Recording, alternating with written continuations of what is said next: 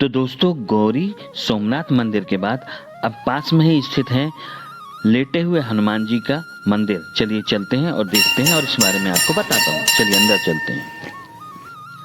ओमकारेश्वर में परिक्रमा पथ पर लेटे हुए इन हनुमान जी की मूर्ति पौराणिक मान्यताओं के अनुसार आस्था का केंद्र है। मान्यता है कि धरातल के करीब 7 फीट नीचे स्थित 20 फीट की इस मूर्ति के बाएं पैर के नीचे पाताल की देवी, दाएं पैर के नीचे अहिरावण दबा हुआ है।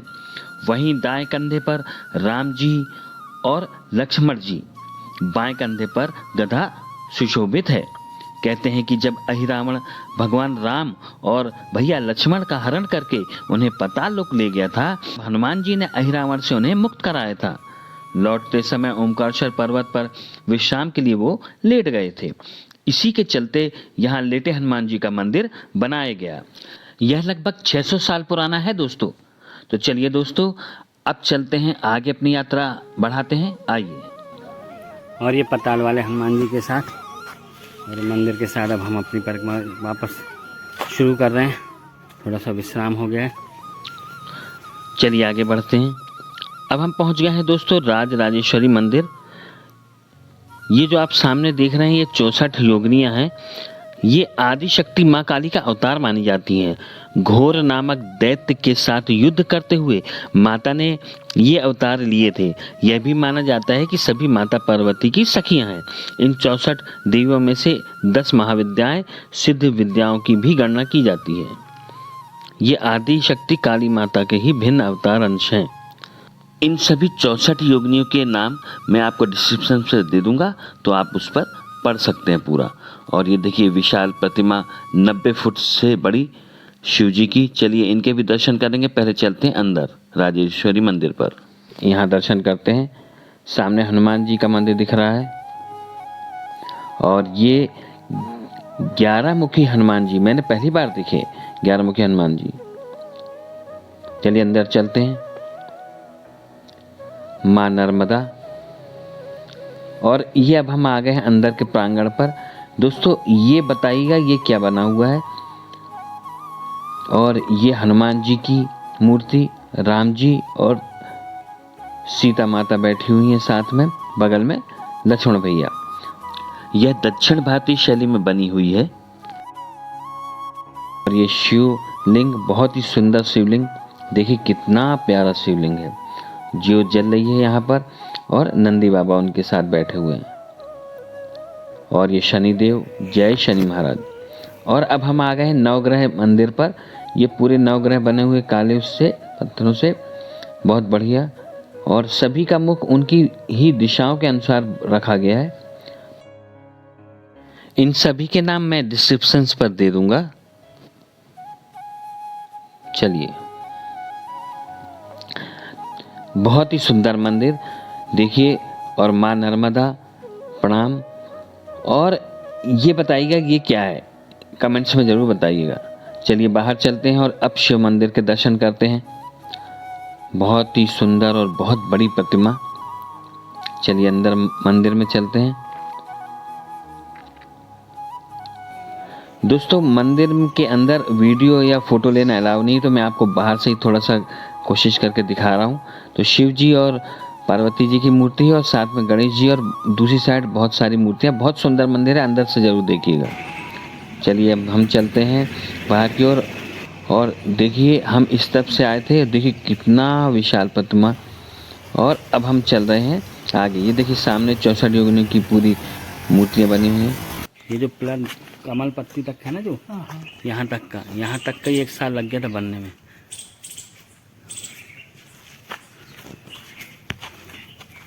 पहले सीधा जाता था रास्ता।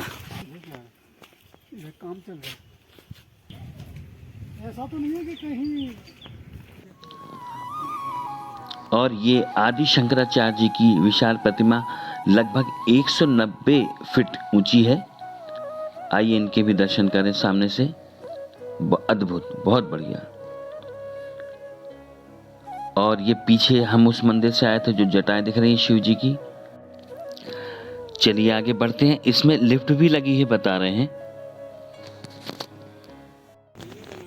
सबसे बढ़िया यहाँ खाने पीने की व्यवस्था तो नहीं है, फ्रूट से बेहतर और कुछ नहीं है। हमने यहाँ ये अमरूद ब्लॉगरों के लिए लिए हैं। विशेष छूट रहती है यहाँ पे। ब्लॉग बनाते हैं उनके लिए विशेष छूट देती है। एक दो जितने ब्लॉगर आते परिक्रमा। हैं इनका ऐड कर रहे हैं। ये तो दोनों ही ब्लॉगर भी हैं और परिक्रमा वाले भी हैं। अभी तो पूरी परिक्रमा होगी महीने की। और अब हम बढ़ रहे हैं परिक्रमा पथ पर आगे की ओर। चलिए चलते हैं।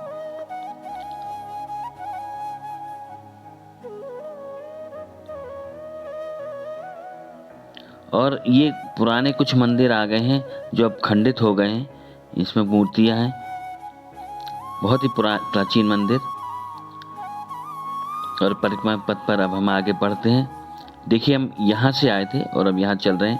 चलिए आगे चलते हैं।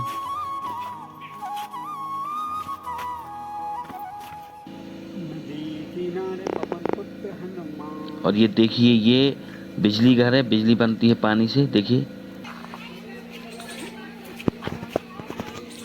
और ये गांव में कुछ दुकानें। चलिए चलते हैं आगे। मारोगा जान से मारो। मारो आप बनाई लो जब हिला दे। एक बच्चा तो ले ही सकते। भाई जान से मार दे कहाँ जाऊंगा। अरे सच क्या यार। इधर इधर। और यहाँ 10 रुपए वाला गन्ने का रस पियेंगे हम।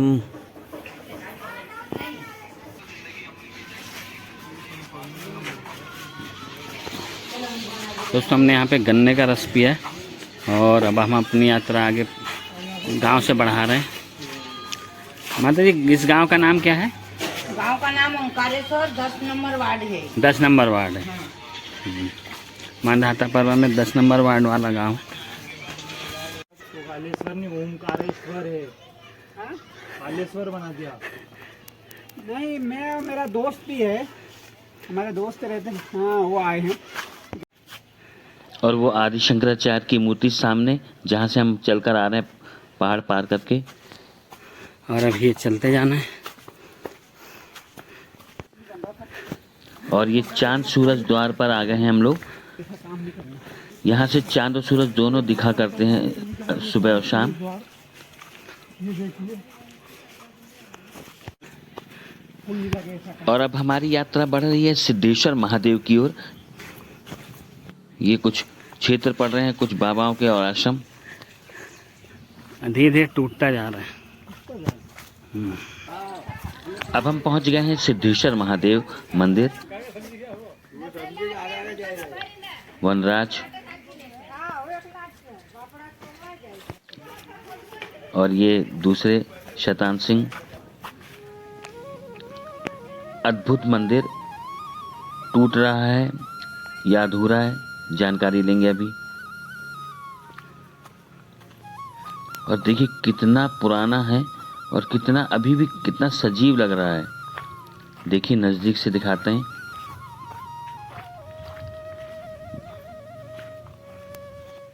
चलिए अंदर चलते हैं। मंदिर है अंदर बीच में।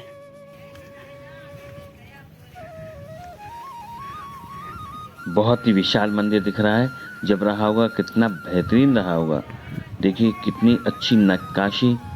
और ये मैंने पता किया, ये पांडव काल का है। पांडव ने बनवाया था इनसे अपने अज्ञातवास और जो वनवास का समय चल रहा था उस समय। और ये अधूरा मंदिर है। वो उस समय इसको अधूरा छोड़कर चले गए थे क्योंकि उनका समय काल समाप्त हो गया था, वापस चले गए थे। तब से इसका निर्माण किसी और ने नहीं कराया। चलिए अंदर चलेंगे, मंदिर के दर्शन करेंगे। कितना विशाल रहा होगा उस समय, इसका अनुमान लगाया जा सकता है।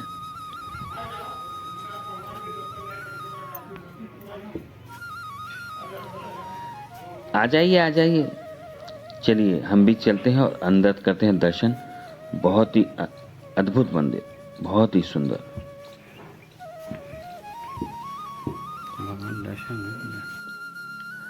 तो ये श्री महाकाल का मंदिर बना हुआ है। शिव जी की मूर्ति है यहाँ पर, यहीं पर वो पूजा करते थे। और कुछ खंडित मूर्तियाँ भी पड़ी हुई हैं इधर पर, अगर आप देख रहे हैं तो। देखिए उस तरफ हनुमान जी बने हुए हैं। और यहाँ पर बहुत सारी खंडित मूर्तियाँ, शायद ये बाहर जो मंदिर थे रहे होंगे, उनके अवशेष हैं यहाँ पर रखे हुए हैं, पूजा कर रहे हैं। ये गणेश जी बहुत ही सुंदर। और अब हम आ गए हैं बाहर मंदिर की तरफ। देखिए कितना सुंदर। अब तक मुझे जो जानकारी मिली है उसके अनुसार ऐसा कहा जाता है कि जब पांडव अपने अज्ञातवास और वनवास के उसमें आए थे, तब उस समय उन्होंने इस मंदिर का निर्माण किया था यहाँ रुककर, और जो तपस्या की थी उसके लिए अंदर जो शिव मंदिर है उसकी स्थापना की, और ये मंदिर उसी के लिए निर्माण कर रहे थे। जब निर्माण करते करते काफ़ी समय हो गया और उनका वो समय काल समाप्त हो गया। जब वो काल समाप्त हो गया तो वो जाने लगे, और वो जैसा अधूरा था वैसा ही अधूरा छोड़कर वो यहाँ से चले गए। इसके बाद किसी ने उसको बनाया नहीं, और कुछ चीज़ें हैं जो बीच में मेरे समय काल में भी थी और वो चीज़ें भी हटती जा रही हैं। मतलब इसका कोई रख रखाव अभी गवर्नमेंट के द्वारा नहीं है। नहीं, ऐसे तो पुरातत्व विभाग की तरफ से है, लेकिन उनमें कोई रुचि नहीं दिख रही इसके रख रखाव को लेकर। और इस मंदिर के 4 दरवाजे हैं चारों तरफ, और ये देखिए कितना विशाल अद्भुत मंदिर। तो देखा आपने, अभी हमने मंदाता की पर्वत की परिक्रमा की, और अब हम उसके आखिरी लगभग आखिरी पड़ाव पर हैं और सिद्धेश्वर महादेव मंदिर पर आ गए हैं, जहाँ पर मैंने आपको बताया कि पांडव ने यहाँ पर स्थापित किया था और उसकी कहानी बताई। यहाँ से नर्मदा जी कितनी सुंदर लग रही हैं। बड़ा जबरदस्त जल बहाव है। यहाँ से तो कुछ भी। सामने बांध आ रहा है, देखिएगा अभी आप। और ये सामने नर्मदा जी, सामने बांध, मेन गेट। ये भीम द्वार है, और ये देखिए बांध।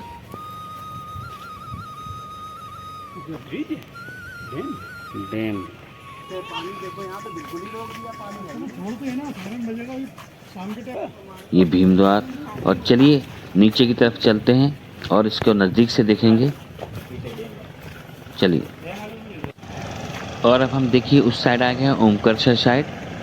देखो भाई, ऐसी जगह पे आ गए, बिल्कुल बिल्कुल इधर पूरी चारों खाई है। ये हम लोग चल रहे हैं किनारे किनारे। बिल्कुल पत्तियाँ दिख रही, लेकिन नीचे सीधे एग्जैक्ट खाई है, पत्तियाँ लंबी लंबी निकली हुई। ये देखो आप, यहाँ से आए घने जंगल। और ये देखिए नर्मदा बांध बना हुआ है, नर्मदा जी का कितना विशाल बांध। यही पानी छोड़ा जाता है वहाँ पर।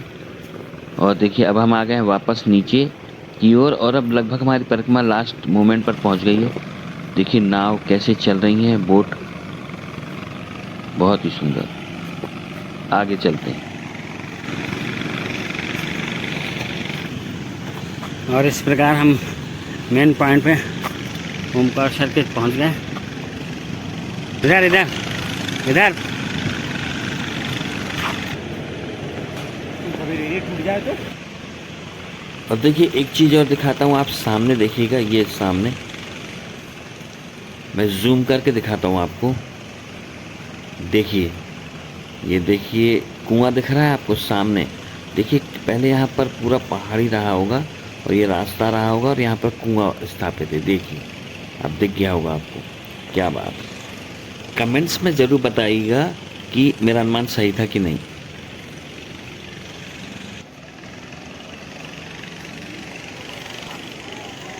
ये देखिए बकरियां ऊपर चढ़ गई हैं। ये कहाँ से आई होंगी ऊपर? मुझे लगता है पहाड़ के रास्ते से आ गई। तो दोस्तों, अब हमारी पूरी मंदाता पर्वत की परिक्रमा पूरी हो गई है, पूर्ण कर ली है हमने, और बड़ा आनंद आया। सत्संग भी रहा बीच में, और पीछे मैंने आपको चंद्र जी का से भी एक बढ़िया प्रेम भरा वार्तालाप भी हुआ, और भी बहुत सारी चीज़ें हैं आपको बताएं। और अब हमारी मंदाता पर्वत की परिक्रमा समाप्त हो रही है, तो अभी हम आपसे आगे फिर मिलते हैं। तो दोस्तों अगले व्लॉग में मिलेंगे और आपके दर्शन कराएंगे ममलेश्वर महादेव ज्योतिर्लिंग के।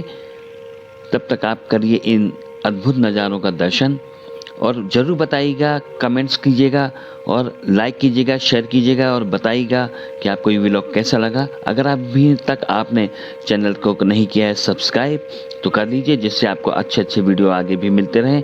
और ज़रूर बताइए कि आपको और क्या पसंद आया और क्या नहीं पसंद आया, जिससे हम आगे आपकी रुचि का ही वीडियो बनाएं। तो चलिए मिलते हैं दोस्तों। जय हिंद, जय भारत।